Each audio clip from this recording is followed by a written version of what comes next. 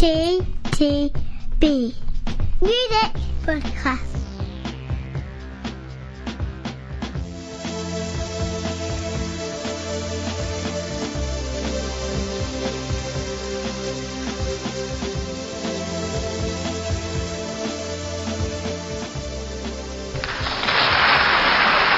Let's get this done. Let's get this year done. You've started again, haven't you? Yeah, I've started again. Yeah. Oh, good. I was just saying, let's get this year done. Yeah, let's get this year done. Okay, let's do it.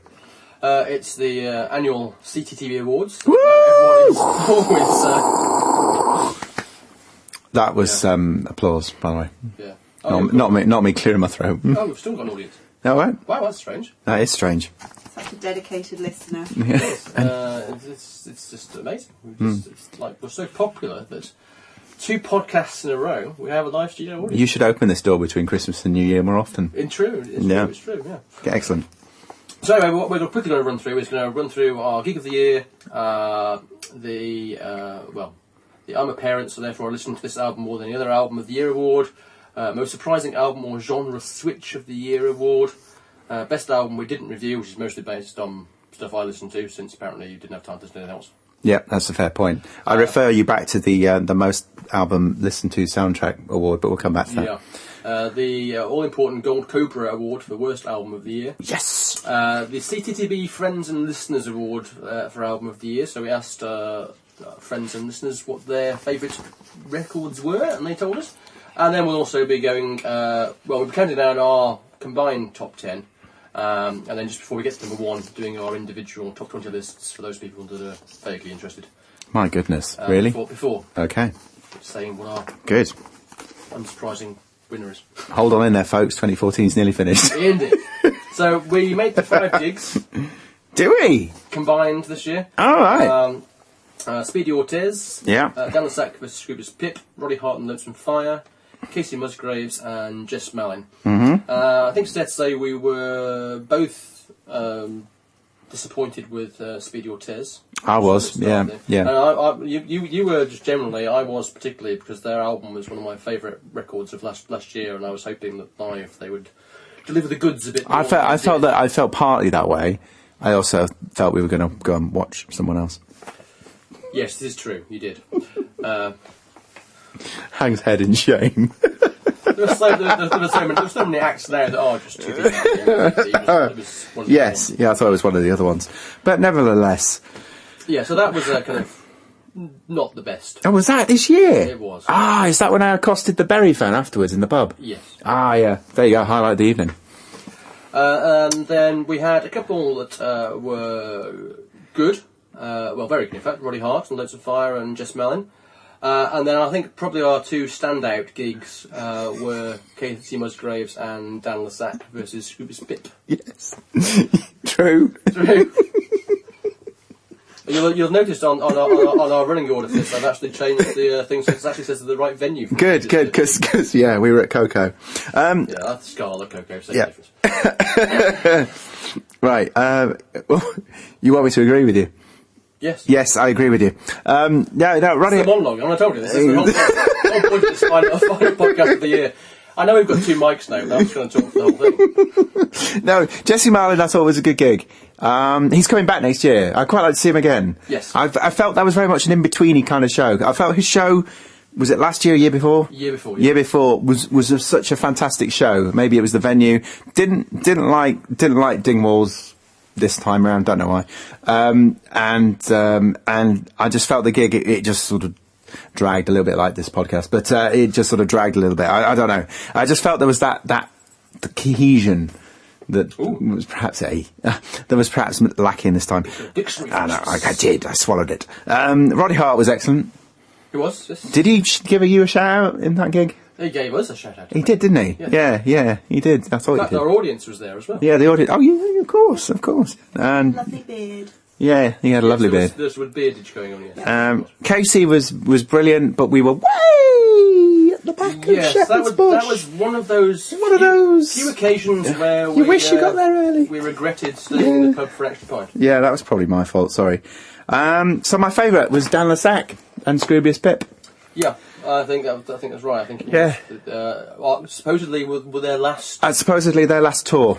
Yeah. And yes, it was very good, very amusing. Yeah. And we actually had a reasonable vantage point. So, We did, which was great.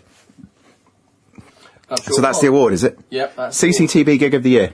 Yep. At Coco. Scooby Street. Actually, quite enjoyed Coco as well this time. Another venue I've sort of got hit in this relationship with. because it is all about where you manage to stand. It is all about where you manage to stand. So, on to the most important award of the thing, which is the I'm a Parent, Therefore I Listen to This Album More Than Any Other Album Award. Strangely enough, we only have one nominee for this particular one, Yep. which was the Frozen soundtrack. Yep. Which is a common thing for anyone with children of a certain age, particularly female children of a certain age. Yep. I find any children really at the moment under the age of about 8. Yeah. This was. There you go. I can't let that song go. No, this is this album. It just dominated my year. There were times when I actually thought I'm never going to get the podcast listening in. Yeah, There still are times. There are so many times you can listen to, Yeah. particularly that song and And- You Want to Build a Snowman. Yeah, and the soundtrack. Generally, Oh, apparently there's some instrumental stuff on the second half of the soundtrack, which is quite good. The full soundtrack's quite long. Yes, it is. Too long for a. Strangely enough, my child's not really interested. No, strangely enough, neither is mine. And she picks and misses which one she likes on the actual song track, but there we go. But there we are. So, Anyway, Emily, that one's for you. Yeah, Frozen. Haven't won enough awards, so have one of ours. Next up, most surprising album or genre switch of the year award. We had 2 nominees in this one. We have Primus with the Primus and the Chocolate Factory. Excellent stuff. And then part of our metal year, Metal. which was Behemoth and the Satanists. Yes. Polish. Brr. It was very much raw, and I thought for this award, I thought let's just tweak the title slightly because we've always had a genre base sort of like this year we liked rap or banjos or whatever. Now there was definitely a kind of weird genre switch thing going on here. We did settle 9 times out of 10 with metal, and we've listened to a lot of metal this year. But for me, it was the album in Polish with that little bit of English towards the end. Yeah. That was spoken like a true metaller. It was indeed. Which did it for me. It was a pleasant surprise for both of us. It was. Not in a kind of we want to go out and buy it kind of way. No. But in a kind of actually. Yeah. There is actually some genuine musicianship and interesting stuff. And if you get a chance, all the Wikipedia thingy, do that internet, whatever, Google, Behemoth, because there's an interesting story there as well. So yeah, it's all good. So Behemoth for me, Satanist. Yes. Good stuff. Moving quickly on to the best album we didn't review. Oh, it's quite a few of these. According to the best of list. Well, I was too busy listening to or watching Frozen. Yeah. You notice they put the Trent Reznor and Atticus Ross. Thanks for doing that, because that's one of the albums I managed to squeeze in, if not the only one. There was also the Pretty Reckless Going to Hell, Yeah. K Twigs, LP1, Yeah. Taylor Swift's 1989. Yeah, thanks Spotify for that. Yeah. Which we did try and review, yes, but Taylor hadn't yanked them off. Yeah. And some Vincent and Vincent. Oh. What was that? What was that? Yeah, I'm sorry, we have audience participation trying to drive the level of the podcast down into the gutter, Good grief. Yeah. So obviously my vote would be Trent Reznor. It would. Yes. However, the correct answer is St. Vincent and Vincent. Yeah. I'll take your word for it. Moving on to what I know we agree on. Gold Cobra Award for Worst Album of the Year. Yeah. There were a few albums out there this year that were interesting. There were quite a few. Yeah, there were Real Estate Atlas, which most people think is their best album of the year. yeah, it was up there with quite a few lists. Ariana Grande, My Everything, which we were both kind of like. Yeah. Cannibal Corpse, The Skeletal Domain. Kylie's Kiss Me Once, which again was just a bit not very good. And whilst I liked this one, you weren't too keen on it, Baby Metal. But I think we were quite obvious early on, a few months ago, when Cannibal Corpse came across our listening, that this was going to be the gold. Definitely. Well, in many ways, to the untuned ear, it's not that different to Behemoth, the Satanist. Yes. Yeah. It's amazing how our ears become tuned, isn't It's it? amazing how your ears become tuned, though, to that sort of thing. Isn't it? Cannibal. Oh, it's just a dreadful album. Yeah, it was derivative and it lacked any... Derivative. Lacked... Any creativity, Yeah. any individual. So I mean, Kylie runs a close second for me because that was about as sexy as a damp rag. But you know, but yeah, this is definitely Gold Cobra Award. Cannibal Corpse. Yeah. Oh, speaking of which, What? I know I'm jumping ahead to albums to come out next year, but guess who's got a new album out next year? It's not Kylie, is it? No. Cannibal Corpse? No. Who would name the award after? No. That's right, kids. Limp Bizkit are back in 2015. God. Can they hold on to the Gold Cobra? Well, that's 2015's award sewn up. Yeah, well, we might be surprised. No. Rolling. I quite like that though. That was good. That and the Mission Impossible 2. Yeah, absolutely. That was what was most annoying about Gold Cobra. Yeah, exactly. It wasn't that they hadn't produced decent music in the past, it's just that was shite. Yep. Moving on to the CTB Friends and Listeners Award for Album of the Year. Like I said, we asked several people, in fact I think it's 12 altogether, 12. yeah, to give us their views on what they thought were the top Do we get any albums. answers from Canada? No, we didn't get Can I just do a shameless shout out then to Kate and Joel? Thank you for listening. Indeed, thank you. Your mug's in the post. Maybe. Yeah, see. You'll give you, aren't you? I'll have to explain that later on. I'll post a picture, you'll understand. So, anyway, we the short list of that, so albums actually managed to get more than one vote, because actually there was a surprising cross-section of records came out of asking that question. Wasn't a lot of cohesion. However, there were votes for Taylor Swift, Alt J, Clean Bandit, Foo Fighters, The Both, and Royal Blood. But the clear winner was Alt J with This Is Yours, another one of those albums that we actually didn't bother reviewing during the year. It's been a good year for us, really, isn't it? That's probably why some of those listeners have gone. Yeah, probably. They haven't actually reviewed our favourite album of the year, so Yeah. stop them. Sodom. Yeah, so that was... We'll try hard next year. Indeed, we will. But moving on to the most important award and the countdown of our top 10, which we do every year. So, number 10 was The One McLean and In a Dream. And I suppose doing metal this year, we did quite a lot of dancey kind of... We did, but actually that sort of interesting retro dance kind of... Yeah. That is kind of like a throwback to the 80s or 90s sort of dance music you dance. Yeah, and actually there were bits of 70s in the One McLean as well. There was because I think the opening tracks that has almost kind of Steely Dan kind of vibe going on with the guitar and everything. Yeah, and I mean, this a really good album, really enjoyable album. You know, but done in a very sort of clever 21st century sort of way. I think I probably said at the time. There's one other album I want to mention just here. It's the Cut Copy album as well. Yeah, Yeah. similar in style, but perhaps a little bit more closer to the 90s, closer to Primal Scream. Yeah, Yeah. which is why I preferred this one. This is why you preferred this one, and this one wins out. Fair enough. Yeah. Okay. At number 9, Lana Del Rey, Ultraviolence. I had a mixed relationship with this album. Well, it's kind of more of the same. It's kind of complicated, a bit like Lana. Yeah. You know, it's very much a dark, brooding album. At first, I didn't enjoy it as the first album, but actually, I think as the years gone on, this one has had more of an impact on me. Yeah, I've been kind of stuck with it in the same kind of view I had originally. Same with I had with the original one. It's good and it's quite affecting. And the voice is quite interesting, but there is a sameness to it that also slightly annoys me. But there's a sultry sort of tiredness about it, which is yet engaging. Tiredness, I like that. Tired. It's like a tired, worn, weary, but it's very engaging. Whereas the first album was much more poppy. I say first album, Lana Del Rey fans know what I mean. Yeah. You know, that one that the rest of the world thought was the first album was much more poppy. Whereas this was definitely more grown up, darker hues. Very enjoyable. And equally enjoyable, it seemed certainly to well to me as well. But you raved about this album in fact the last podcast, which was the return of the banjo to the podcast with Bella Fleck and Abigail Washburn with a self-entitled sort of debut album for them as a couple, but obviously they've been churning them out singly before. It's a beautiful record.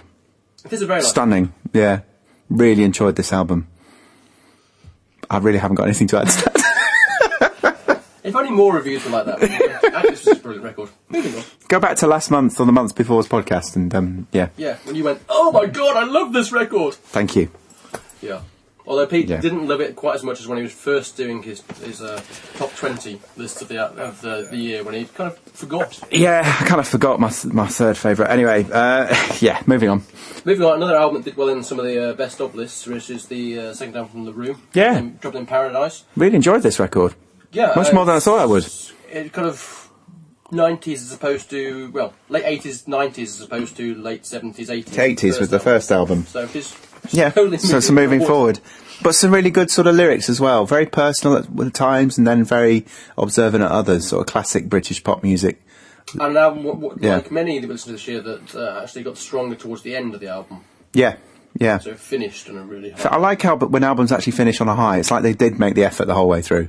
Yeah. Yeah. Another one that we reviewed just the other week, Angelina Presley. Completely forgot about this one as well, which is, yeah, Number 6. again, brilliant album. Yeah, back in there with the kind of Brandy Clark, Casey Musgraves kind of styly. Yeah, stuff more Brandy than Casey, but actually done very, very well.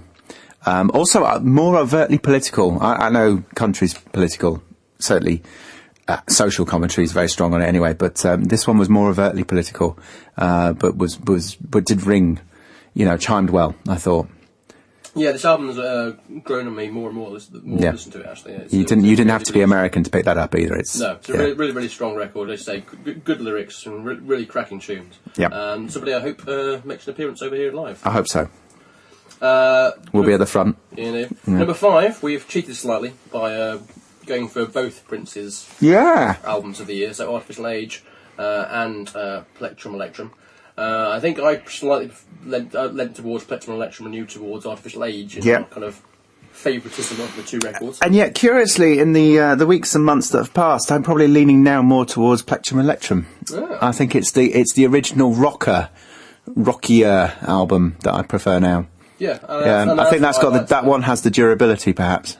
Yeah, I mean, as I said at the time, I liked it because it reminded me a lot of Chaos and Disorder, which was a much maligned album, but one that I really, really liked when it came out originally. So Prince actually kind of saying, let's rock! Yeah. Which appealed to me greatly. Number 4 also appeared high up in a lot of the end of the year lists, was the return of Aphex Twin with Cyro. This is an interesting one because I've actually gone off this as the year's gone on, rather than warmed to it more. Although I've actually warmed more to older Aphex Twin stuff, so I've gone back to some of the ambient works. It's one of those. And really got back into that. It's done an orbital on you. A bit like that. Yeah. So I still think that happened to me a couple of years ago. Yeah, I still think it's a good album. Yeah. And it's still an interesting album and something that there's not many artists doing this kind of thing. No. So because of that, it still feels quite current and quite interesting because there hasn't been a lot of people that have stepped into that void with him not doing it. This was almost my favourite album of the year.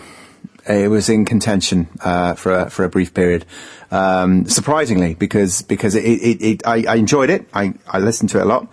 It grew on me, and then I started to really think deeply about it after the podcast. Yeah. In the weeks that followed, and really enjoyed it. I think it's because it's so different, yet strangely familiar.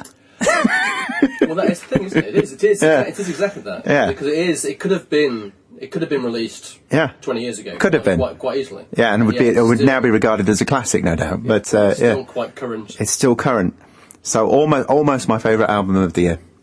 So for reasons I never thought about. Moving on to numbers 3 and 2 before we do our individual rundowns. Oh, okay.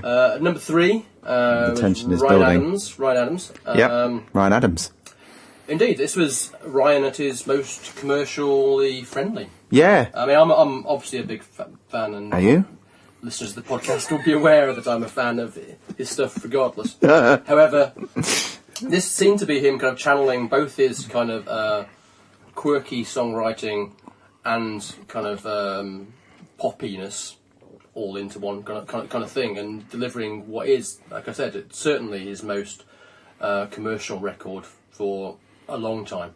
But it's not just a commercial record. The song quality is good throughout, Mm. and I think, as I said at the time, there really isn't a dud track on the album. Yeah, I think I said at the time, it's a solid record, but in a good way. Indeed. I inverted my previous definition of solid. This was a really good album, a really strong album. I think we reviewed the previous. We did, yes. It's more acoustic-y one. Yeah, his more acoustically Ryan Adams album. This was very good record, which I'd strongly recommend. I think it scraped into my top 5, but more on that in a moment. But very good record. Indeed, and at number 2, possibly my biggest surprise. Another surprise for me, bit like Aphex Twin. Yeah, which is Khalees and Food, and I just adored this album. See, this was vying for my number 1. This was my year. my number 2 for quite a long time. Yeah, it's just a great piece of. Well, I don't wish to say kind of R&B or soul. No, that's kind of simplifying it too much. And I know that she is an artist that doesn't like to be kind of pigeonholed, and she just wants to kind of. Although her last album was kind of dancey. Yeah. But yeah, and then she gave up music for a while, and then started trained as a chef, and then opened her own food place and stuff like that. And then, hence the title of the album. But yes, it's just a really, really strong record, cracking songs, really good songwriting, great production, a genuine kind of, I don't know, oomph and genuine kind of feel of enjoyment about the whole thing. And yeah, I genuinely loved it. Really enjoyable record. Really strong opening, continued throughout. Very, very, very pleasant, very pleasurable to listen to. A great soul album, but as you say, in an ever so modern way. Soul food. Soul food. Wait. Fillet of soul. Sorry. Fillet fish. Sorry, I shouldn't have done that gag. Right. Before we get to our... Been saving that one up for 6 months. Before we get to our winner, who that most people might have guessed if they listen to the podcast. Anyway, we'll run down our individual top 20s. So I'll go first at 20, Baby Metal. It was just so silly that I just loved it. 19, Damon album, Everyday Robots. Again, an album that kind of grows on you after a while. It's very slow and almost turgid, but in some ways, but actually it kind of wins you over, and it's very kind of melancholy. Yeah. Always at 18. Always, sorry. I was going to say always. I say like Jewish. So always. Which was one of the better kind of indie rock albums. Yeah, it was. Short, jangly, but quite... Didn't feature on my list, but yeah. No, I agree. At 17, Body Count Manslaughter, because it was just hugely entertaining. That was almost a Gold Cobra winner originally, I think. It was, yeah, because the first listen it sounded awful. Yeah, and then you got it. Yeah. Yep. 16 for me was Lana Del Rey. Enough said. 15, LaRue. 14, The Amazing Snakeheads. Oh, yeah! Blues. Yeah, I remember that. Yeah. Bluesy and kind of just... It's all comes back to me now. Oh, yeah. Yeah, they were good. I probably should have numbered these, because it's easier to say. You probably should have done. Yeah. So I'm going to dispense with numbers rather than trying to count it. Okay. Next up, Foo Fighters. Then the Wham McLean. Then Aphex Twin. Oh. Pixies, Indie Cindy. Just outside my top 20, that one. Yeah. Jane Lewis, The Voyager. Dear Hoff, Lazis, Le Bonito, which we reviewed last podcast. I didn't like that at all. I know you didn't. Prince and Third Eye Girl on Plectrum Electrum. Angelina Presley, American Middle Class. Royal Blood. And then, which was my number 5. Ooh. My number 4 was I Break Horses, Chiaroscuro. Yeah. Chiaroscuro. That's the one. Chiaroscuro. I couldn't pronounce that at the time when we were doing it. You couldn't. Oh, God. No, you couldn't. It's still a great album, regardless. I don't think I could. The inability to pronounce the title. Number 3, The Homesteady, Teeth Dreams. Number 2, Khalees, Food. And number 1, Ryan Adams. Oh, very good. Right. Bottom of my list. I'll try and do the numbering, but I'll probably give up halfway like you did. Number 20, Liliane, Jesus, because I thought it was a great pop record. Moment. It had its moment. Thank you. Damning praise. Indeed, from the listener as well. Drive-By Truckers, English Oceans, very good. Liars, Mess, equally made up on many people's best of list this year, and rightly so. You mocked me for this. Damien Rice, my favourite memory, because I like quiet, boring albums sometimes. Yeah, I'm yeah. Banks, Goddess, because I had such high hopes. She did disappoint my high hopes, but I thought very interesting artist, good album, and probably interesting things to come. Foo Fighters, Sonic Highways, yeah, brilliant album from them. Juan McLean we talked about. Cut Copy I mentioned. Sinead O'Connor, I'm Not Bossy, I'm the Boss. Yeah, that was a surprise for me. I really enjoyed that record. Similarly, Angelina Presley. Damon Albarn, Everyday Robots. Yeah, it just about gets in just outside my top 10. It sort of hovers. I sort of have moments where I really feel affectionate towards that album again, but then again I don't. Lana Del Rey, Ultraviolence, yep, Prince, we talked about, like LaRue, similarly Ryan Adams. Elbow, certain amount of loyalty to my northern roots here. I thought that the Berry's Finest, I thought that this was better than their last album. Yeah, by a long way. I thought the exact opposite. Yeah, and I still think that, and I still think it's a very good album. But it hasn't really featured on many other people's lists, unfortunately. Kelly's Food, yep, Bella Fleck and Abigail Washburn. How could I forget? That's a stunning record. Similarly, Aphex Twin, and my number one was The Hold Steady, Teeth Dreams.